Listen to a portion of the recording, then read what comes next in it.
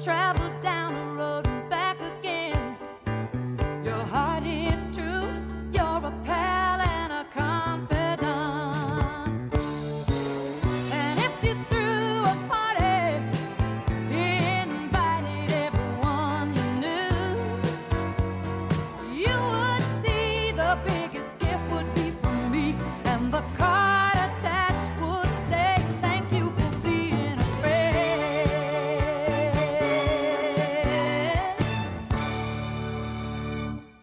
Hello, beautiful ladies. Welcome to the almost 100th episode of Whamming Hour. So glad to be joined by you once again. I don't think we thought we'd make it to 100 when we started, but it's been a wild ride. And to celebrate, we have with us Tasha. Welcome back to the show. Hello, it's good to be back. Thank you for having me. Yeah, it is boiling here in England, and as I like to remind Americans, none of our houses are fitted with aircon. So I really appreciate you joining us on this sweltering night. Yeah, I've got the fan on, so I'm sorry about any noise level with that. I think but you're I all can't right. survive without the fan. Absolutely, you need the air. And Juniper, welcome back. Thanks for having me. Yeah, no problem at all. We're glad to have you. You're on an episode a few months ago talking about art, and I think the episode is called "Why Is Everything Ugly Now?" Yeah, it's the one with the naked butt picture. Was it Perseus, the Slayer of the Gorgon? Yeah, that one. So we've got a few news stories tonight. It's really what we used to call rank punditry. My husband has basically been urging me to talk about this World Cup story for a while now. It's been in the news. I wonder if you guys know about it. Am I sharing? There I go. So Spain won the Women's World Cup a few weeks ago, and it was pretty big. It was a big story. Like, people who like football were really into the Women's World Cup, to my surprise. But the actual winning of the World Cup by Spain, the final was against England, and I'll just show the clip here. There was a controversial kiss as the coach celebrated the win out on the pitch with all of the each of the players. Are they going to show it? No, that's the rest of the players. There you go. The kiss in question is, I think, is it this one? Here we go. Yeah, so he's celebrating with all the players going past. And this story, I basically had no interest in it when it first came up, and the second time and the third time. But they kept showing it. Like, as the case developed, the BBC kept putting out new stories about this story. Maybe it's just been a slow, silly summer. There's been no news stories, but this has just been escalating. Where at first it was just a complaint about the kiss being non-consensual, and now it's escalated to a criminal complaint of sexual harassment. First of all, have either of you two been following this? Have you seen it? I was actually on holiday at the time, so I missed it because I was staying off Twitter and everything. And then I spoke to a friend more recently, and she said, "Oh, I wanted to talk to you about that kiss." I was, "What kiss?" so then I subsequently went and had a look, and obviously, well, it's for me, it's just more. It's just turning something really innocuous and something that a few years ago would have been absolutely nothing, and would have been maybe. It might have crossed people's paths as being quite amusing, as he's getting maybe slightly carried away and excited because they've won the World Cup, and that would have been it. It would have been probably people finding it quite humorous, but then she was seen on the coach apparently. I saw the clip of her on the coach celebrating just right after this moment, and they were laughing, all the women. And she was laughing and going, kiss, kiss, kiss. And they were just making a lot of fun about it. But subsequently, I would imagine that loads of people have then gone online and they've just turned this now into a whole Me Too thing. So and I don't think it would have been that. yeah, it was. I don't think it had to be this. I don't think she even thought of it this way until it started becoming a big story. It was almost like a kind of by proxy harassment, where because other people were offended by it, I think she, after saying that she wasn't really ready for the kiss and didn't want it or ask for it, more people kept telling her that it was harassment, so she just had to sort of escalating it for the sake of other people. That's how I imagine it. Yeah, and I think there's so much of that. She probably didn't think anything of it, and then would have had a load of annoying, probably women mainly, telling her, "Oh, you have to set an example. No, this isn't right. Yeah. He should have done that to you," and turned it into a big thing. And then she subsequently would have gone, "Oh, maybe it was," and then she starts thinking it was. So. And That's now kind of 81 other players are complaining, saying this guy should lose his position. And in reaction to that, because the whoever's in charge does not want 81 Spanish football players to be completely out of the season of like the sort of coming up football. You know, I don't know anything about football, but No, neither do I. I understand that they have more games coming up, and if 81 of Spain's female players, including all 23 World Cup winners, you know, on the team, have said they're not going to play, then that's a problem for the team. It's a problem for Spanish football in general. So he's been suspended. So as an American, we don't like kiss people very often, and I don't know if this is like a Spanish thing, but do they just like commonly kiss there? Is this like a cultural thing too? Because like They're more physical. Yeah.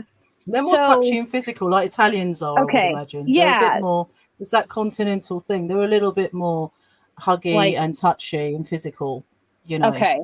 Than Yeah. I English mean, are. I would be put off if a coach kissed me, but I'm not Spanish. So.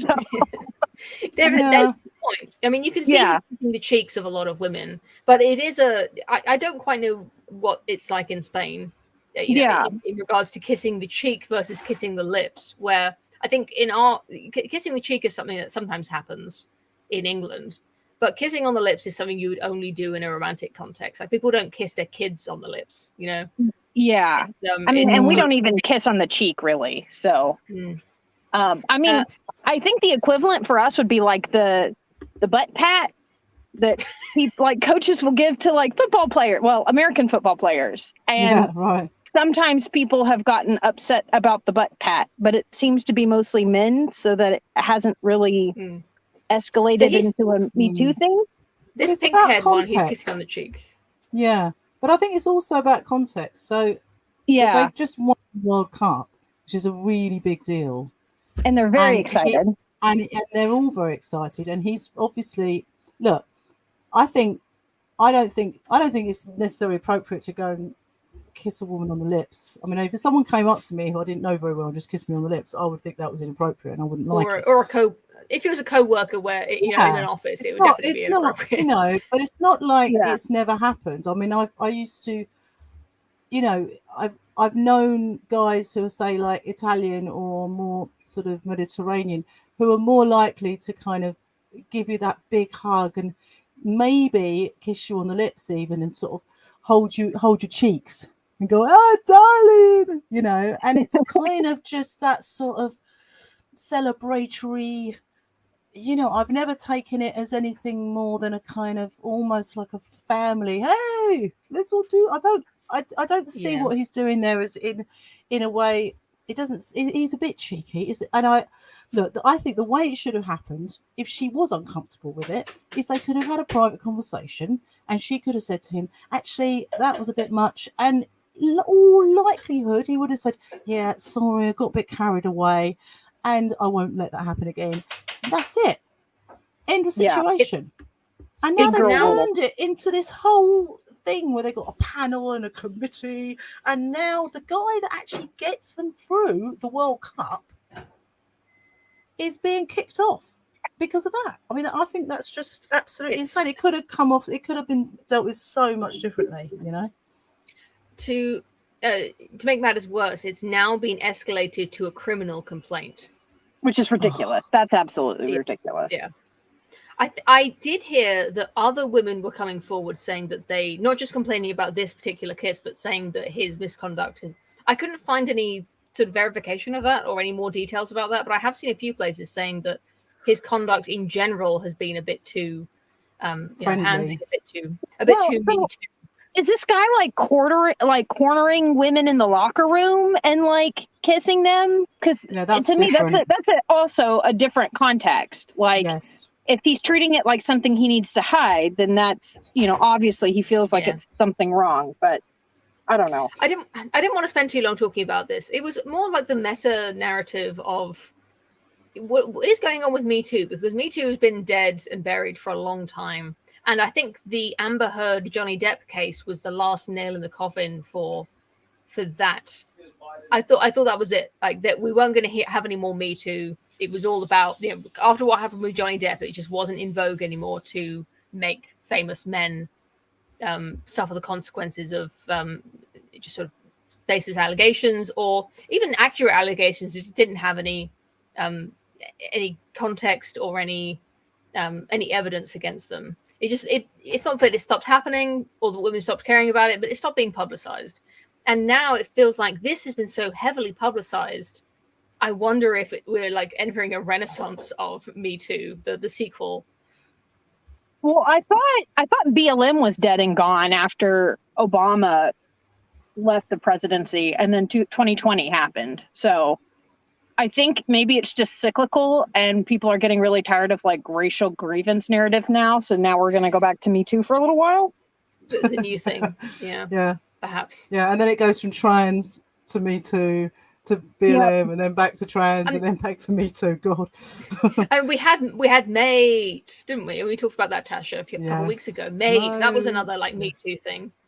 Something else that my husband keeps telling me to talk about, but I will never talk about it, is the BBC keep putting out stories about what they call period poverty, which is the fact that sanitary products for women cost money and some women can't afford it. They keep putting out these stories about women who can't afford these products and they should be free or something.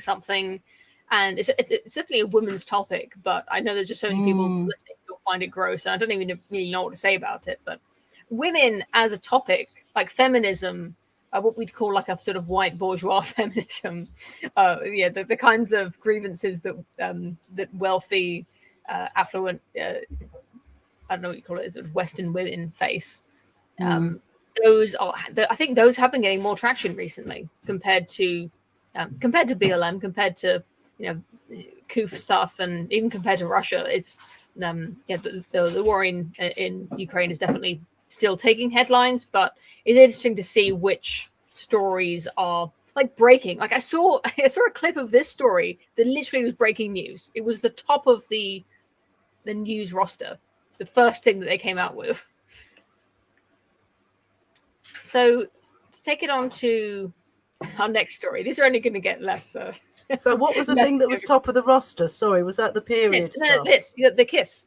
Oh, the kiss. The World Cup kiss. Well, that's just still, Because it keeps developing, there's like a new thing to report for a couple of days. Like, oh, now he's been suspended. Now other players are whatever. Now he's being... It's just getting more and more insane. Look, I mean, if further information comes forward about this guy and it turns out that he has been... It's proved that he's got a track record of being a bit touchy and handsy and creepy, then that's something else. But if this is just about this kiss, then I just think that's insane, and they must all be bored or something, because there are actual real cases of women. I mean, it's just. I think the fact it was caught on camera makes it number one. It makes it a sort of more sensational news story because you can show the clip, but it also makes it more. For the feminists seething about this, it makes it more like a flagrant infraction to do this in front of thousands of people, millions maybe, riding on camera where everyone can see him. Like, this is so, for them, it's like the normalization of sexual abuse or whatever that they're angry about. I think they're just going to make an example of him, and that's clearly what's going on here. They want to make an example of him, because in their mind, it's what we were talking about before. In their mind, this guy doing this is just part of a whole massive story in their heads of all the other bad things. So it just all comes hand in hand, but they're not able to isolate or separate this and put it in context and just say, look, this is a one-off thing, and they can sort it out between them, and the guy can just say, look, I got carried away, I'm sorry, and then that's the end of that. They want to turn this into a big thing about toxic masculinity and the patriarchy, and they've got the whole backstory, haven't they? It's not just this. So they're going to make an example of him. The last thing I wanted to say about this is, and then it's peer pressure, isn't it? So once one person says, oh, I don't want to work with him, then they all feel like they have to say that. So yeah, absolutely. They wouldn't have mentioned anything about this kiss if it hadn't become a story. But the only other thing I wanted to say before I forget is that you're breaking up a bit. I don't know if that's just me. Yeah, possibly. Yeah, you were kind of roboting there. Maybe I should swap to my other mic. It's better. Possible that I think she might be a lesbian.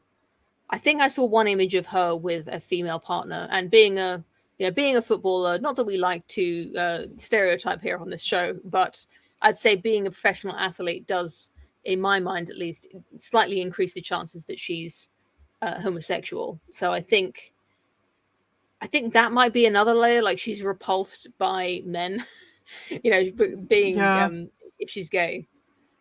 Right. Oh, have we lost Juniper? We have, yeah. Someone says it sounds all right. So. Oh, okay. Maybe it's just me then. Yeah, sorry. All right. Our next story, maybe I hope Juniper will come back. If Tasha, if you see her waiting backstage, do let me know and I'll add her back in. Otherwise, I'll look out for her. Other screen. Thanks. I wanted to talk about this. So we talked a little bit about this before the show. Sophie Turner, actress from Game of Thrones, aka Sansa Stark.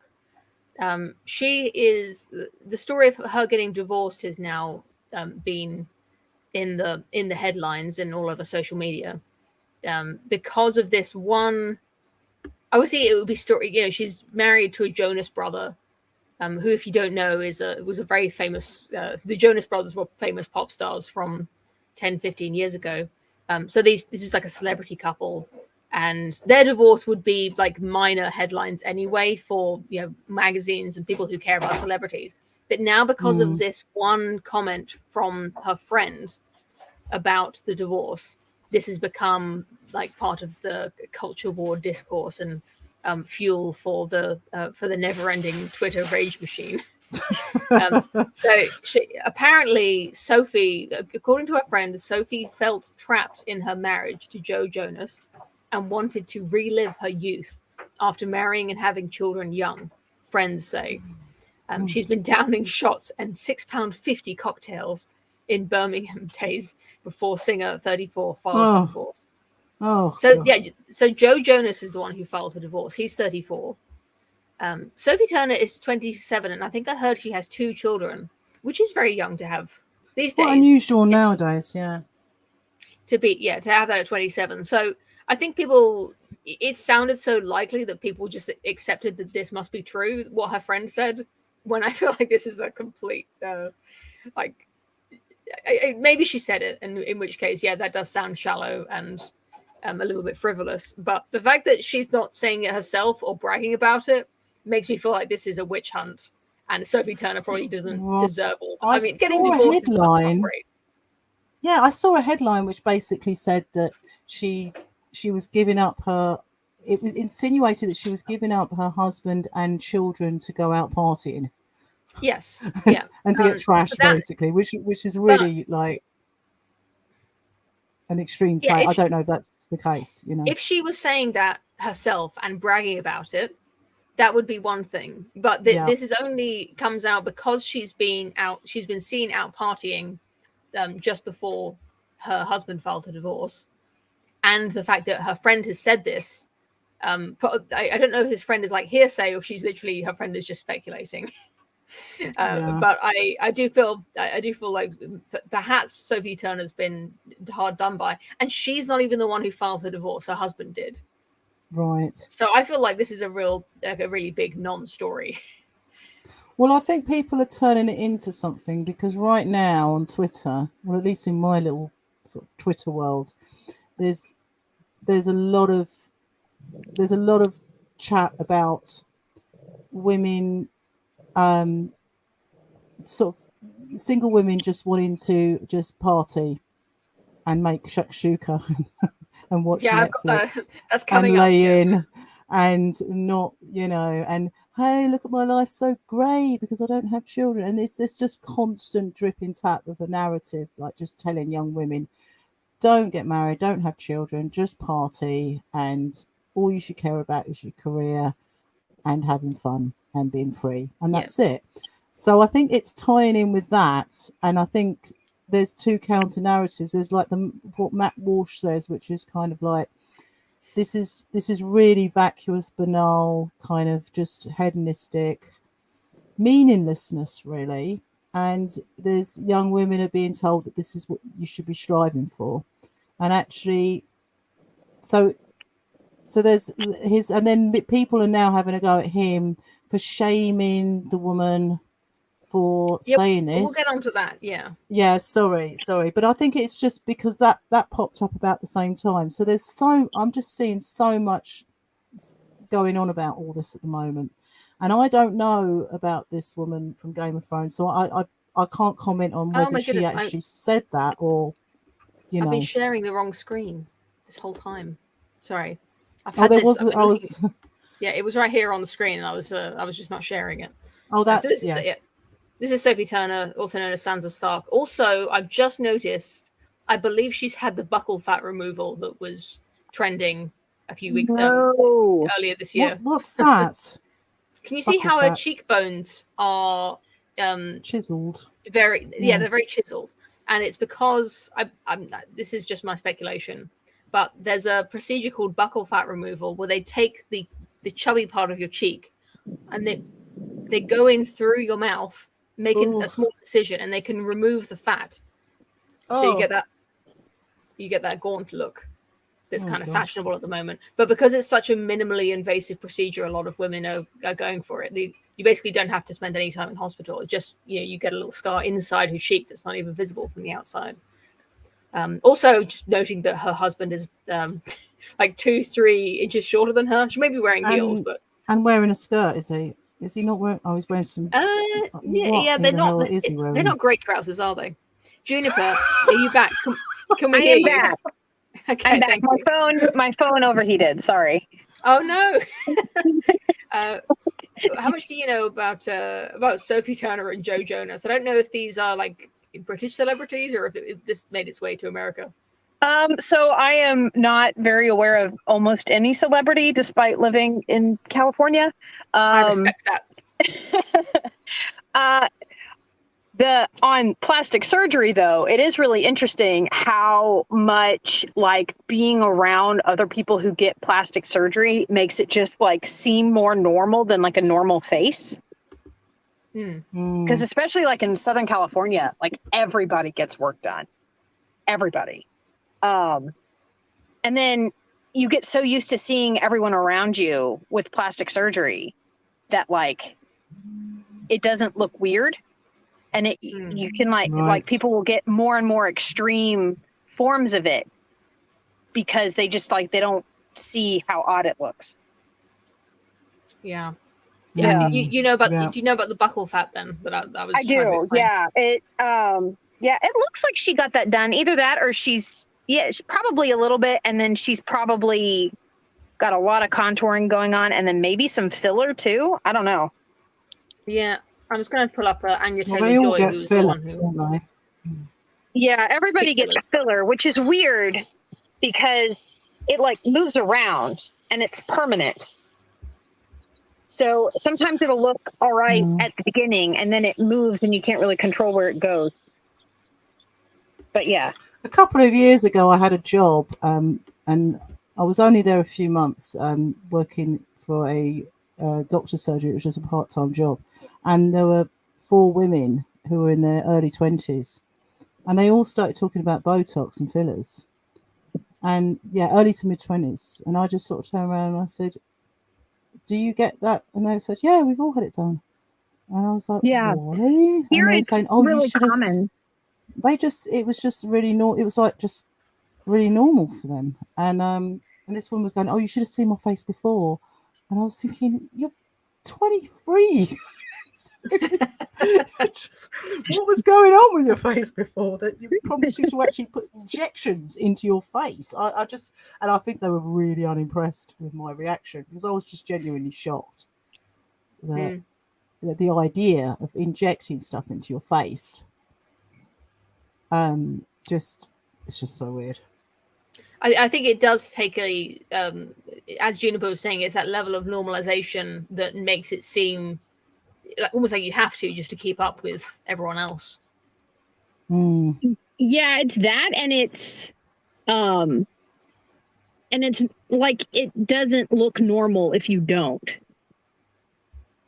But like I've lived in like Middle America, and nobody would have admitted to it, at least.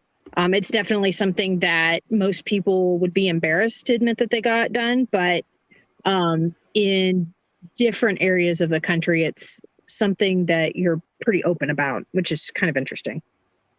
And do you think that's accelerated in the last couple of years? Sorry. No, go on. Yeah, I was just thinking if that's really kind of just accelerated in the last few years, like really much more widespread than it was before. Since the like Instagram era. Yeah, it just seems to be getting more and more. Because like I remember a boob job used to be like a very taboo thing. Like you would never have asked or admitted to it. And now it's like very common for people to get them and also to admit to them. Right. So I don't know. I wonder if it seems like it got more popular like in the Kardashian era. And it's just sort of continued. Yeah, it does. No, you're right. I think the Kardashian era, for me, sort of defines when it started to be something you'd be open about and talk about. Yeah. That sort of BBL look, where it was like, it was so obvious. They were almost like flaunting the fact that they could afford to do this, or that they were, I don't know what it was, but I think they were the first celebrities I can think of who were admitting to it and were almost kind of proud of it. Yeah. Finally, let's get on to Shakshuka Girl, who we alluded to earlier. Sorry, and Matt Walsh really just threw a grenade into this woman's life, and it exploded all over Twitter.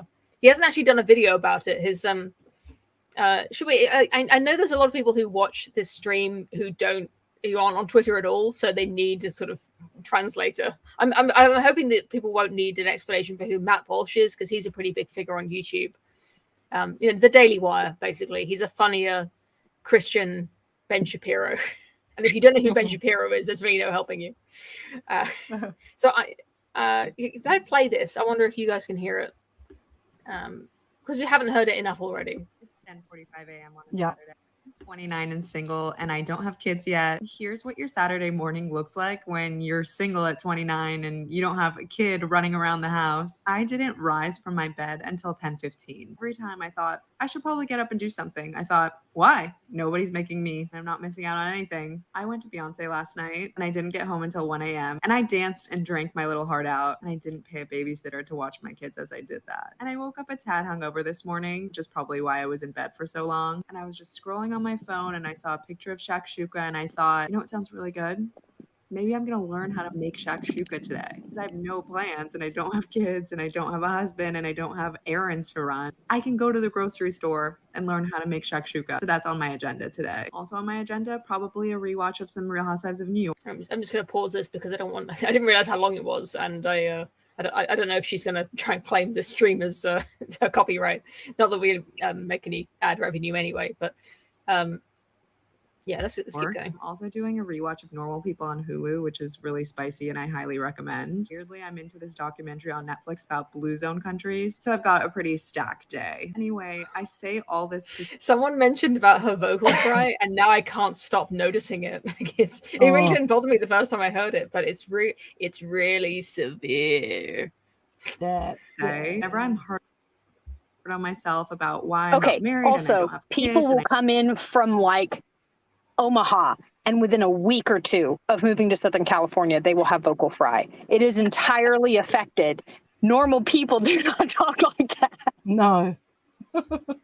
I get so I beat myself up so much when I record a video, or I record videos. I used to make videos. And if I catch myself doing vocal fry when I'm editing, it makes me want to delete the whole video and make it again, or just give up. I've never heard you do it at all. It's one of those things you have to like listen out for. I think if it's not really severe, maybe I'm getting away with it. Further along at 29, almost 30. I wouldn't want to do anything else this Saturday. I know that you can do all these things when you have kids and you're married, and I understand, but the effortlessness and ease of my life, just kind of focusing on myself and the shakshuka I want to make or the Beyonce concert I want to go to really pays off when I'm hard on myself for not being where society tells me I should be in life. Where I should be in life. Her life doesn't revolve around her family and kids, so instead it revolves around TV shows and pop stars. Worst of all, she's too stupid to realize how depressing this is. Yeah, I mean, Matt Walsh is pretty, he can be pretty savage. And you can, let's see the ratio here. We've got 36,000 likes, and we've got, it doesn't even show you how many comments, but we've got, so 34 million views. Yeah. Yeah, and it's people are really annoyed with him. Yeah. I was on. Yeah, it's harsh, but I was kind of on his side because she sounded like, and what I've heard it called awful women, AWFL, affluent white. I can't remember the other letters. Women who are kind of flaunting their childless lifestyle, like they're proud of it, like they're bragging about how they don't have kids and their life is just focused on themselves and their shakshuka and their celebrities.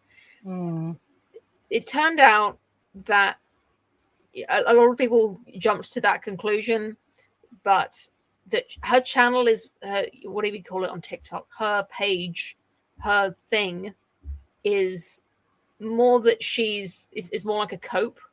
Like she actually is aware of how sad it is being single. Like she really is quite lonely, but she's creating this kind of encouraging content to help pick herself up and to pick other women up, saying you can still make the best of it while you're single, while you're looking for a man, while you're looking for someone to start a family with. You can make the best of it. And that kind of turned things around and made it seem like a lot of people were being like a bit too mean. And obviously, whenever there's an internet hate mob, there's always people who take it too far anyway. Yeah, of course. And send like threats or say like, I hope she dies alone, or just sort of making fun of how she looks, or we were making fun of how she talks. Yeah, maybe uncalled for, but I don't know. There's a certain amount of when you put something out there on TikTok and you've got a TikTok channel, you have to expect, otherwise, if you can't take criticism, then don't make TikTok videos, really. But secondly, I mean, sorry, I thought I was interrupting there. No, go on. Firstly, my thing, because I'm a mum and I'm married, I felt like lots of people were saying that Matt Walsh was being really disrespectful and really condescending towards women and all this kind of stuff. I found what she was, the way she was saying that, really smug and kind of gloating. Now, I don't know about the context of her doing it as a cope. To me, I just see so much content revolving around telling women don't have kids, don't get married, just live a single life, and that's what you need to be doing. And there's very little going the other way. And I think that that's really damaging, because I wonder how she's going to feel in 10, 20 years down the line. And I know I've seen I've seen articles and read up really sad articles of women who have got into their 40s and have missed the boat. And it's really sad because if they've just been imbibing this content, and TikTok's a young, there's a lot of Zoomers, a lot of young people on TikTok, and probably a lot of young women, and they're just taking all this in, and it's going to have an impact. So I think there's a certain amount of responsibility there, and that was not her going, oh, I feel regretful. That's her saying, my life's better than yours because I don't have kids. It was a very big, smug smile that she had there. And also, I mean, it's all about her, right? It's I'm doing this to make myself feel good, and there's never any kind of, thought for, women who are in families and got kids. Like there's definitely, our society is geared towards the single, university educated, leftist, feminist, middle class woman, professional. And when you get older and you have children and you're in a family, you feel, I mean, feminism definitely despises you. There's no room in feminism for married women, with children.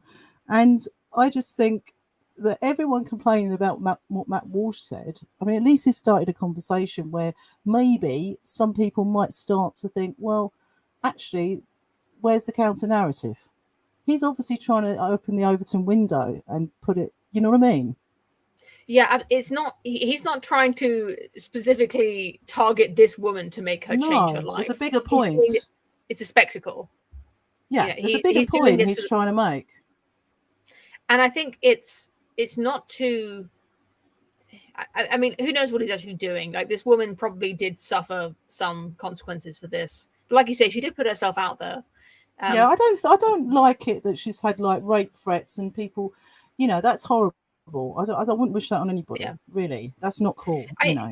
Yeah, the proper way to apply, let's say, socially corrective bullying or shaming, all these really bad words, when it's on a much smaller scale from your peer group, it doesn't take on this demonic form, and it's much gentler, from your, getting pressure from your parents and your grandparents and the people around you.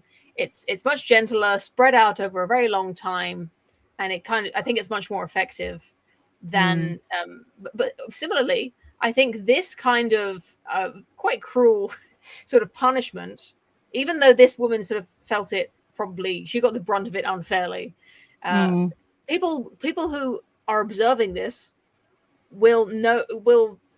may take that into consideration in the future, to not in future, if they're going to be single and happy, like, go for it, but at least not to brag about it online, to provoke the ire of Nat Walsh et al. Well, there's just a bigger, in the same way the feminists are making an example out of the football guy, because they're doing it because of the bigger story there, or that's how they think they're doing it. I think people on sort of the right or on the other side, like, they're kind of making an example of her, saying, look, this is really actually empty and vacuous. And I think if you look at it on a societal level, it's not good that we're going to end up with such a huge percentage of women going into their 40s single and regretting it. That's not a good situation, so I will say, though, depending on where you are and what station of life you're in, at least when I was in college, the number of guys who were like chomping at the bit to marry was infinitesimally small. And maybe this woman has chased off perfectly good suitors. Maybe she hasn't. I don't know her life story, but I will say that there are standards or like desires that women have for men that are not healthy and like not productive. But it's not like there's an army of men out there like just looking to wife you up, and she's just not been pleased with any of them yet. Like, especially if she is from California, which with the vocal fry she might be. It's just about possible. The societal expectation really is that you're just in kind of a situationship forever, and that can get lonely, and you do have to be a particularly disagreeable kind of woman to put your foot down and say, like, no, we're dating to marry, or you're gonna get out of my house, you know. It's interesting.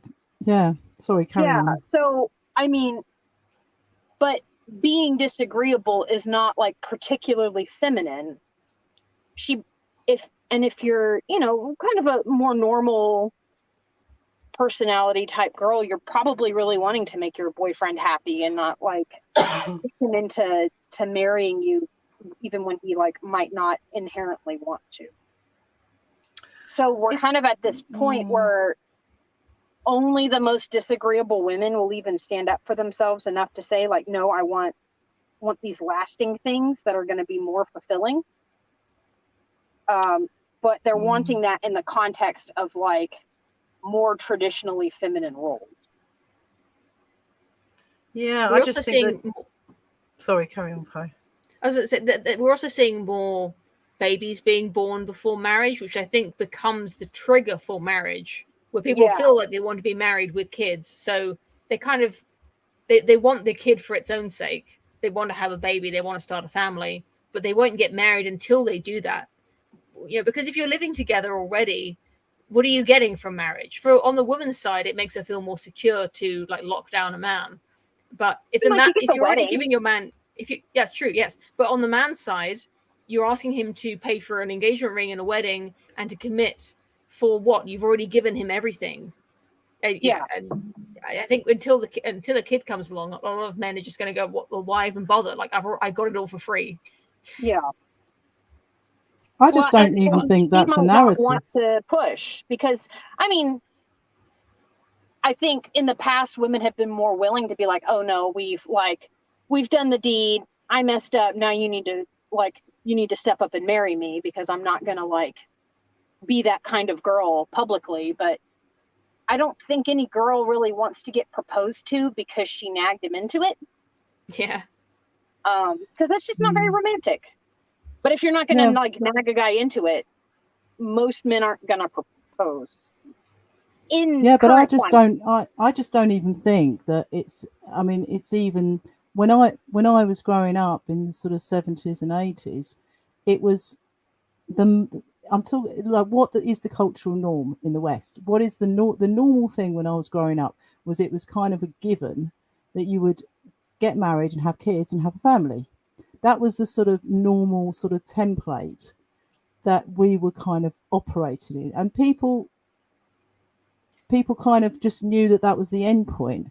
I don't even think we're in the West we're in that landscape anymore. I don't even think that young people are even thinking in terms of that. So it's interesting that she says, "Oh, I don't want to." You know, she's kind of giving the things that society expects me to be. It's kind of like, well, society's expecting you to do actually exactly what you're doing.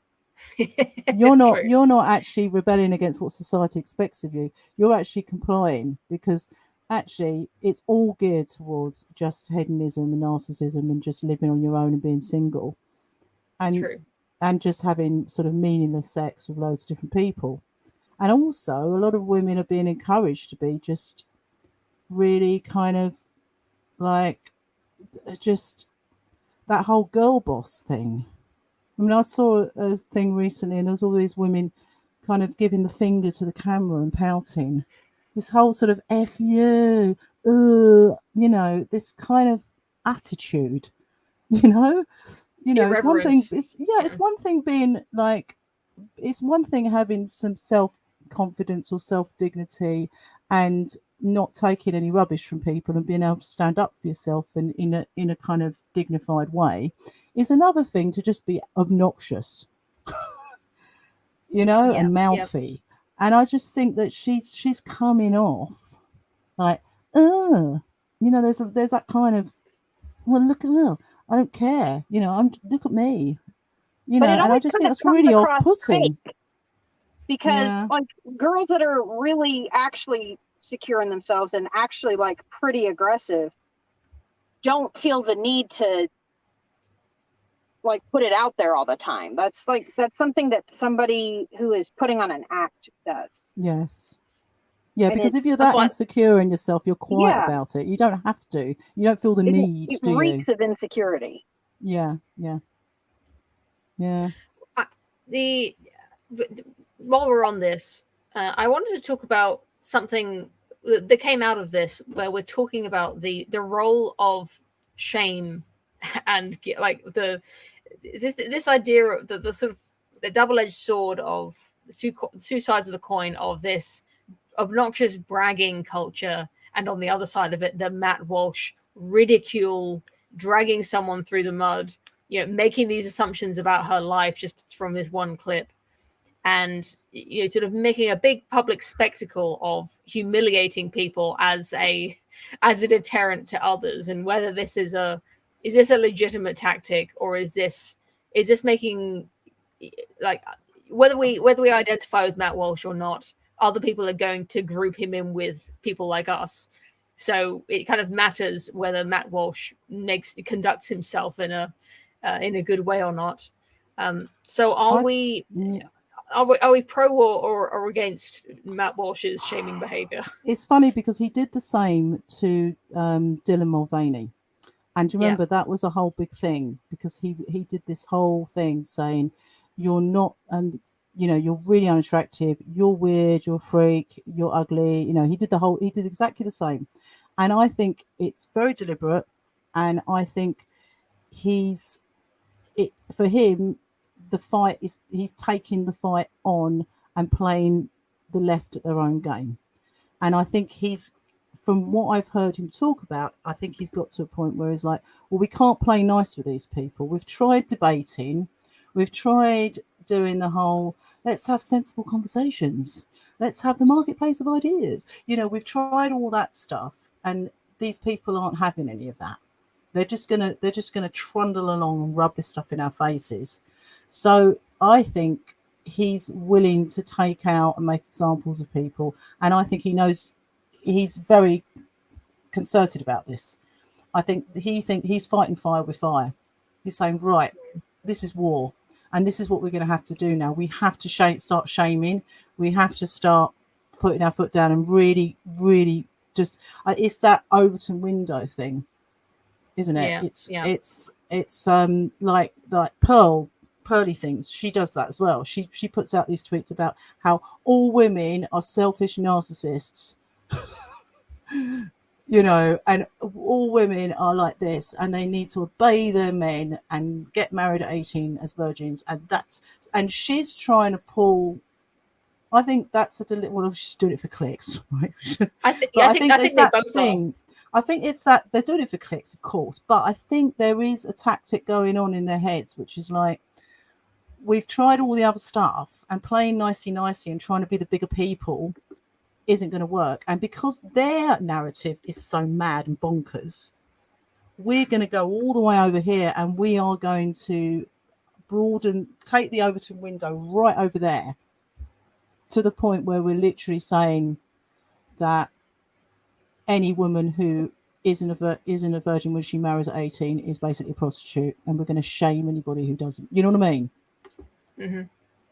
And my question though is like, does it actually work, or is it just engagement farming? Because are there any girls who are 18 who see Matt Walsh's commentary on this lady and be like, oh yeah, I had planned on just making shashushka and living my life watching reality TV, but now thanks to Matt Walsh's criticism, I am a changed woman, and this is how I'm going to live my life? Or is this just like fuel for Matt Walsh's male followers to, feel good about themselves and maybe feel better about maybe a girl that they had an interest in who didn't have an interest in them back? So I'm really torn on this, because part of me, I don't really have a hell of a lot of sympathy for her, but I don't want people being, really threatened. I don't think that's cool. But I don't know whether what he's done is started a conversation. Maybe that's a good thing. Maybe that conversation needed to happen, because maybe everyone was just going along with his one narrative, and now they're seeing people talk about it in a different way, that they hadn't seen it before. But at the same time, personally attacking people, it's not going to change somebody's mind. I don't think women seeing, they're going to see a screen grab or see him and just think, oh, is this the alternative now? So you're either going to be like a crazy, like leftist, go on Tinder, sleep around, make shakshuka, never get married, kids are awful, family's terrible, or on the other side of things, following Pearl. I mean, Yeah. it's the problem with social media, as we know, is the same ones that are somewhere in the middle saying, okay, let's try and be a bit more reasonable about this, are just not, it's not clickbait, and they're not being listened to, and no one's interested. They're interested in the extreme. They want the spectacle. Yeah. Blood sports. Well, and they want to have a team. And so we Yes. have like Pearly and Matt Walsh's team, and we have, awful The rest of team. society. Yeah. And then, so it's like, well, which team do I want to be on? And I don't know that I want to be on the team that like makes rape threats to women who are like trying to make a new dish. Like, I don't know that that's my team. Is that my team? But Yes. like, I'm a wife with kids too. So like, I'm obviously not on the feminist team. No, that's how I feel. Yeah. So, Yeah. I mean, if you're going to push me into a team, like, I don't know that you're going to like it. Yeah. I don't want to be in your club kind of thing. Yeah, I don't want to play. Yeah. Yeah. On that point, I was talking to Woman Hour veteran Amy. She's off Twitter now, but we still chat offline, which is nice. How is she? Oh, good, thanks. Yeah, as we know, she was married recently, so I think she's just enjoying that and getting off the Twitter, and good for her. But her point I thought was Smart very lady. interesting. It makes Matt Walsh and people who follow him and who engage in this, it makes him look kind of pathetic. She's saying it's like low status behavior, where it doesn't look like it doesn't look like you're the popular kids dishing it out on unpopular kids. It looks like you're the vindictive nerds who are saying bad stuff about the popular kids. It looks like we're coping almost. Yeah, but he's Well, calling and her it's different when names, it's isn't men. he? Yeah. It's also different when it's men engaging in this kind of behavior, because it seems like really effeminate. So, Yes. I mean, I would still be disgusted by it if it were women who were dogpiling on her for saying something, but it would just come across as sort of immature, like middle schoolish. But when it's men doing it, it's like, what are you? This is not masculine behavior. This is not how men behave. No. Men should talk about ancient Rome. They should Yes. talk about the Napoleonic Wars. Yes, men need to be talking about art. cars, Rome, and But I don't know. social media is like, I mean, Sports. it's all a feminine space, It isn't it, is. really? I mean, men sort of bickering all day on social media, that's not really, that's more of a woman thing to do, really. It's quite a feminine thing to do. But I think because people feel like they're fighting a war here for our civilization, literally, and I think when you think of it in those terms, then it becomes, people feel like that they're doing something urgent that really, really needs to be done. But I think look, there's a way of doing it. I think if it starts a conversation where people can actually have reasonable, like, make some good points, and actually start, I mean, it would be amazing if, say, older married women who are happily married with children were able to talk to young single women and say, look, you're just getting one side of the story here, and actually there's things that you will get from being married and having children that you're not being told, which are really, really meaningful and positive. And I like that video you made, Poe, about the joy that you have with your little ones, and that really, I just felt that so much, because there's something that young women just aren't getting, that side. They're only getting the other side, which is just, I just think that it shouldn't be Matt Walsh doing this, calling them stupid. Oh, she's just stupid. And Matt that's Walsh just, can do it to Dylan Mulvaney. It's just different. It's like, it's socially different for a man to go after a man. A woman, like a cis woman, whatever. I don't want to get you guys. Oh yeah. But it's just different socially, and like his role is different in that. But like honestly, married women should be going after her and being like, hey, no, you need to not be promoting lifestyles for young women that they're going to regret. And that is kind of where I see my role. Yeah, that's what I said. I mean, I did post on it and I said, look, you know, young women aren't getting a positive message here that they should be getting, which is, you know, there's only so much like laying in bed till 10:15 on a Saturday watching Netflix and shakshuka recipes that is going to satisfy you. Do you know what I mean? It is vacuous. You can make new recipes when you're married. Like nobody makes it so that you have to cook out of a Campbell's soup can for the rest of your life. Also, I mean, I lived on my own many years ago. You know, when I was in my early 20s, I had a little bedsit, and you know, I hardly cook. You know, cooking for yourself is. I mean, I was just living on cheese on toast, to be honest, because it's just. I mean, it's only when it's called girl dinner. Live with. Yeah, I mean, now when I cook for my daughter and my husband, you know, it feels proper and it's nice to have that. There's something nice about cooking a meal for your family and have them really excited about it. Going, oh, it smells so good. When's it ready? Get out of the kitchen. It'll be ready. Don't worry. And just watch your family enjoy something that you've cooked. There's something really fantastic about that, you know? On the subject of Matt Walsh and female influencers, I wonder if you've seen Brett Cooper on the Daily Wire. She's my like guilty pleasure. I haven't actually. She's great. So she's doing the Matt Walsh thing where she's just like reacting to content, and her thing, the comment section, is that she reads the comments under things. And I thought it was just going to be generic, like reacting to things like, oh my goodness, that's so outrageous. Like, how could you say that? But she's actually like surprised. She's a Zoomer, like through and through, but she's quite wise and even and like kind of fair. She's not making it sensational or really going after people. She's pretty, like, she's good. I really like Brett Cooper. And the thing about her is that she's pretty, she's likable, and she makes it cool. You know, she's like the influencer that we really need, not the one that we deserve. She's she's great. Like, she's actually the kind of sort of anti-SJW voice that I think Zoomers would really respond to. Where she's not in, you know, she's not in all the SJW woke stuff. She's not just parroting all of these old tired points. She's, you know, sort of fresh and funny, and she's pretty, and she makes her viewpoints look cool. I think a lot of it's about charisma as well. I think that shakshuka woman. I'm going to sound terrible here. There's just something not very likable about her. That sounds horrible, isn't it? I mean, she might be really nice. I don't know, but she comes across not that likable, and I really think that could have been done in such a different. If she'd done that a bit more humorously and a little bit less kind of gloatingly, you know, it could have been. She could have made it funny, and it could have been.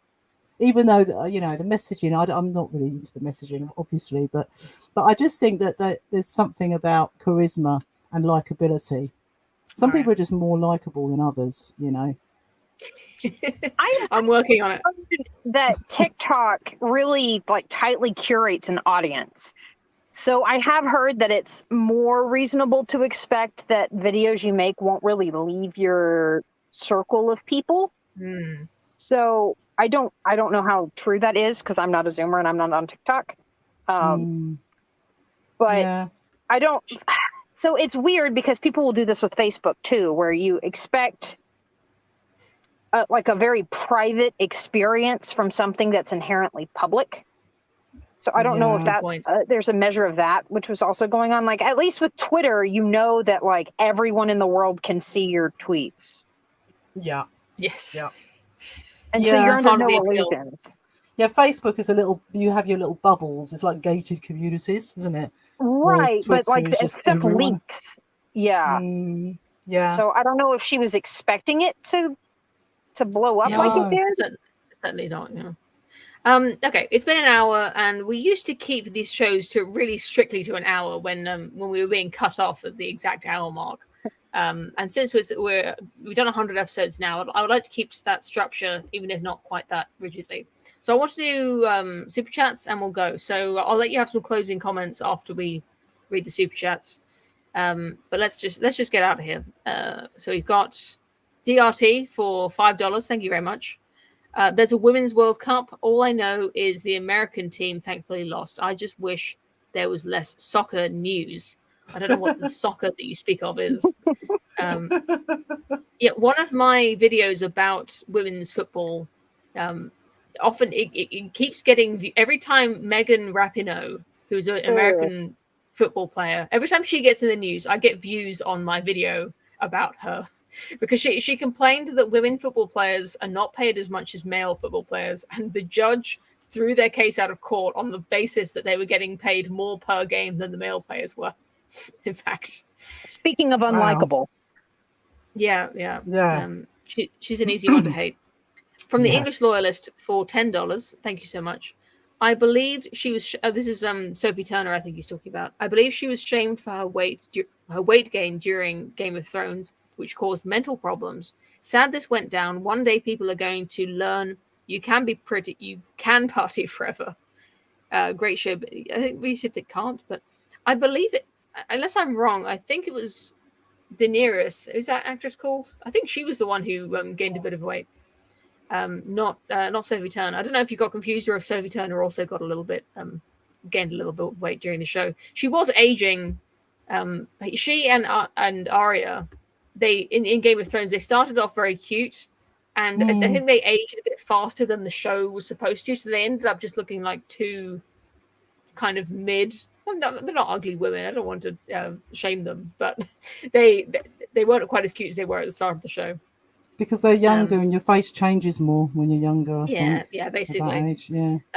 I expect it's not a good way to grow up, being on Game of Thrones and having everyone judging your appearance. No, I don't envy them that. Yeah, celebrities. For all the hate the celebrities get, I think they do have a hard life, having everything they do being photographed and judged and it's horrible. Yeah. $5 again from DRT. Thank you. As a Floridian, plastic surgery is still alien to me, but I am a man, and the only plastic surgery I can get in front of is boob work. Well, thanks for that opinion, DRT. It's not one that's endorsed by Wham! Hour, but thanks very much for your $5. You're perfect the way you are, ladies. Even if you're ugly and fat, don't get surgery. You look great. They're real and they're fantastic. That was from Seinfeld. Yeah. From the English Loyalist for $2, can't party for it. He was just correcting himself. Yeah, I correctly inferred the can't part of that. Lastly, from DRT for $5, the acronym, hopefully he's pointed out, the acronym AWFL is Affluent, White, Female, and Liberal. That was the ones I was missing. Looks like Connor of the Lotus Eaters was right on the target. Aidan Paladin was on Lotus Eaters today. Yes, I saw. Yeah, I was watching that. Connor and Aidan Paladin on Lotus Eaters talking about the awful women. I like it as an acronym. The phenomenon I recognize it that. It offends people, so I like it. Just a few more things to talk about. I have a video coming out. The video is finished.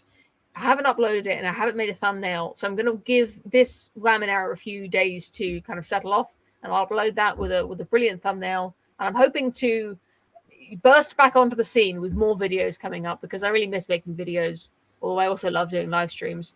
Speaking of live streams, I've prepared, finally, my husband and I are ready to do the Columbo stream that we've been preparing for a year. So brilliant. We've watched every episode. My husband has made spreadsheets. He has graphs to analyze Columbo. Oh, that's fantastic. So excited to talk about it.